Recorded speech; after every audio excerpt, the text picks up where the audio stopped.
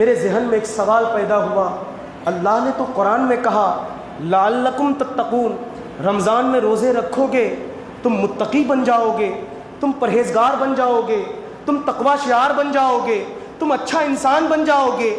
لیکن ہم تو پورے مہینے روزہ رکھتے ہیں، پورے مہینے بھوکے رہتے ہیں، لیکن جو حال شعبان المعظم کے آخری ایام میں ہمارا ہوتا ہے، جس طرح ہم بے نمازی شعبان کے مہینے میں ہوتے ہیں، رمضان کے جانے کے بعد، عید آنے کے بعد اسی طرح ہم بے نمازی ہو جاتے ہیں، ہماری مسجدیں ویران ہو جاتی ہیں۔ کیا وجہ ہے؟ کیا رب کا کلام جھوٹا ہے؟ عالم تصور میں نے سوال کیا، کیا رب کا کلام جھوٹا ہے؟ جواب ملتا ہے، کیا آپ کی طبیعت کبھی خراب ہوتی ہے؟ میں نے کہا ہاں طبیعت خراب ہوتی ہے۔ آپ ڈاکٹر کے پاس جاتے ہیں؟ کہا ہاں ڈاکٹر کے پاس جاتے ہیں۔ کیا ڈاکٹر صاحب صرف آپ کو گولی دیتے ہیں یا کسی چیز سے آپ کو پرہیز کرنے کا بھی حکم دیتے ہیں؟ دوائی کے ساتھ ساتھ آپ کو کسی چیز سے بچنے کا بھی حکم دیتے ہیں؟ کہا ہاں بخار ہو تو ٹھنڈی چیزوں سے بچنے کا بھی حکم دیتا ہے، وہ دوائیاں دیتا ہے، گھر آ کے ہم دوائیاں کھاتے ہیں، صرف دوائیاں کھاتے ہیں، ہم ان کی باتوں پہ عمل نہیں کرتے۔ انہوں نے ٹھنڈی چیزوں سے بچنے کا حکم دیا تھا،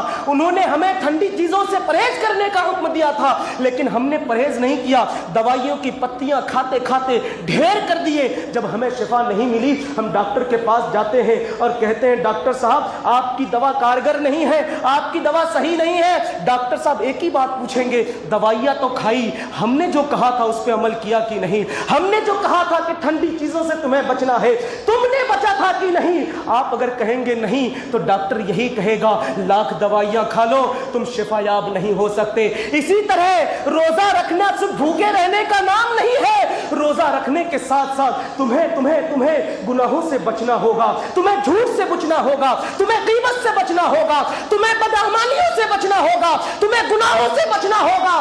جب تم کما حق ہو روزے کا حق ادا کر کے روزہ رکھو گے تو رمضان گزر بھی جائے گا۔